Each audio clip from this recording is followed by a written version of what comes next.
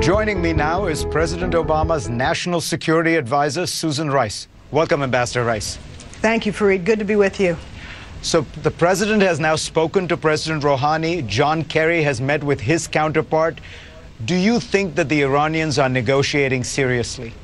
Well, it's too soon to know that, Fareed. What happened earlier this week is that Secretary Kerry, joined by the foreign ministers of Russia and China, the UK, France, and Germany, met, and of course the EU chief negotiator Cathy Ashton met for the first time at the foreign minister level with the new Iranian foreign minister. That was a constructive discussion, but it really was a scene setter in which the Iranians underscored their commitment not to pursue a nuclear weapon, but peaceful nuclear energy, where we and others underscored that Iran had to meet its international obligations under Security Council resolutions, and that the sanctions would remain until those obligations were satisfied.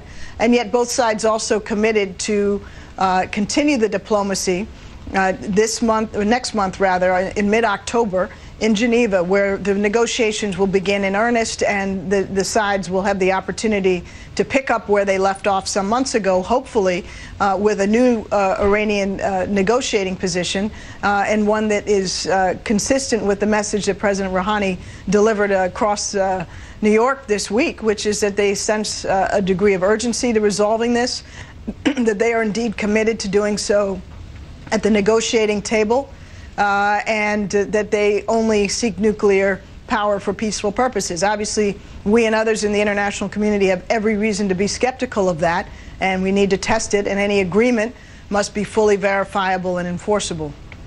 The president said both in his UN speech and in the remarks on Friday that he respected, the United States respects Iran's right to access peaceful nuclear energy.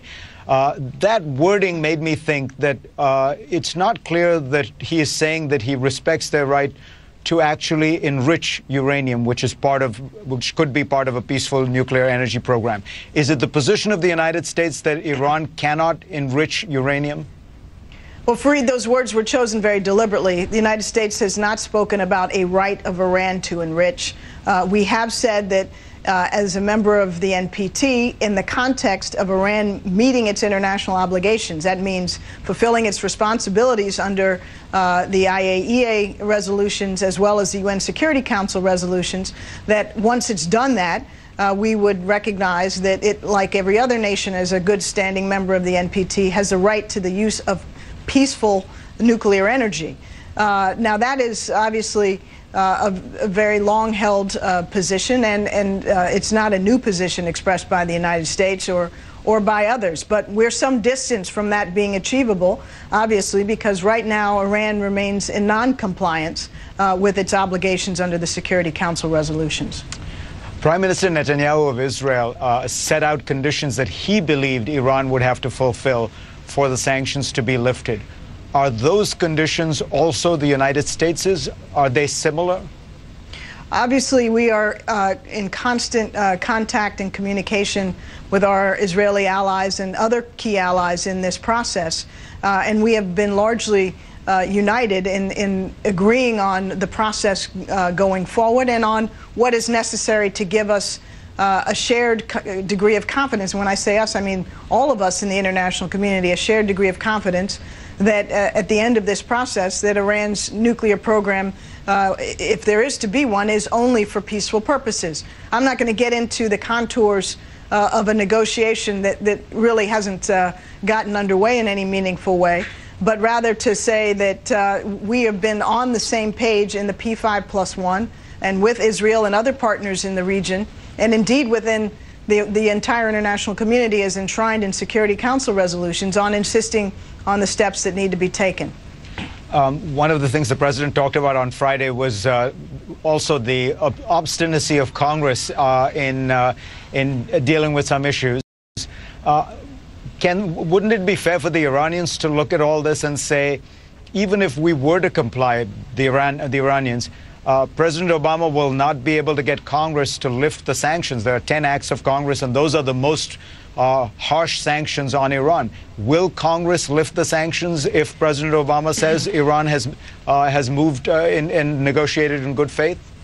Well, look, Fareed, we've worked in good collaboration with Congress on the issue of Iran over the course of many years. There are many layers of sanctions, as you know. They're the multilateral sanctions that we work very hard to achieve, and achieved an unprecedented degree of pressure in the United Nations Security Council.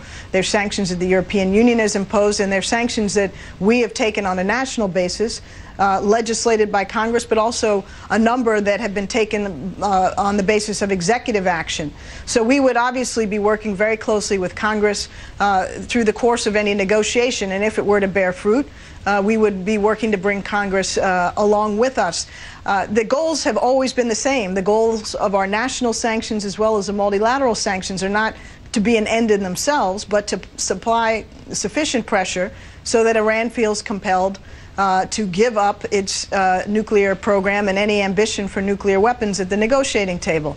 And I would think that if that goal were achieved in a verifiable and sustainable manner, that Congress would be able to see that it had contributed very significantly towards getting to that place.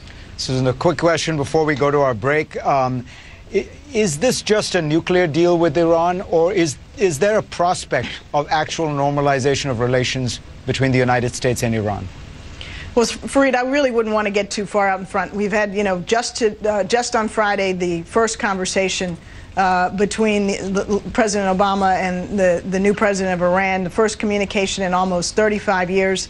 Secretary Kerry met with his counterpart. First meaningful exchange at that level in the same period of time. And the negotiations really at the P5+1 have not even begun in a substantive way under the new leadership in Iran. So it's way too soon to presume either the prospect of an agreement on the nuclear program, which we hope to be able to achieve, but we're quite sober about the potential for that. And that obviously would need to be a first step before going on to discuss other aspects of the U.S.-Iranian relationship, which has a long way to go to get to the state of normalization. But obviously, ultimately, if we could get there, that would be in the interests of the Iranian people, whom the United States and the American people have had long-standing respect for. It's a very talented group of people in a country with a rich history. And if we could have a peaceful resolution of the nuclear program and an end to Iran's support for terrorism and other behavior that has concerned us over many years, then we could begin a serious discussion about the future. Susan Rice, stay right there. We will be right back in a moment to talk about Syria and what's going to happen there. Later in the show, two exclusives with two presidents from Turkey and Somalia. Stay with us. And we are back with Susan Rice, President Obama's national security advisor. Ambassador Rice, the president said that if Syria does not comply with the UN resolution about chemical weapons, there will be consequences. But there are no consequences mapped out in the resolution. That was something the Russians did not agree to. So does that mean the United States would take unilateral military action if Syria does not comply? It means certainly that we reserve that option, Fareed, to take whatever enforcement action we deem appropriate, whether military or otherwise. But I think it's important for people to understand what this resolution accomplishes. In fact, it does say in very clear-cut terms that if there is non-compliance on the part of the Syrians, there will be action taken under Chapter 7 of the United Nations Charter. Chapter 7 is the only chapter of the Charter that calls for and allows for enforcement action.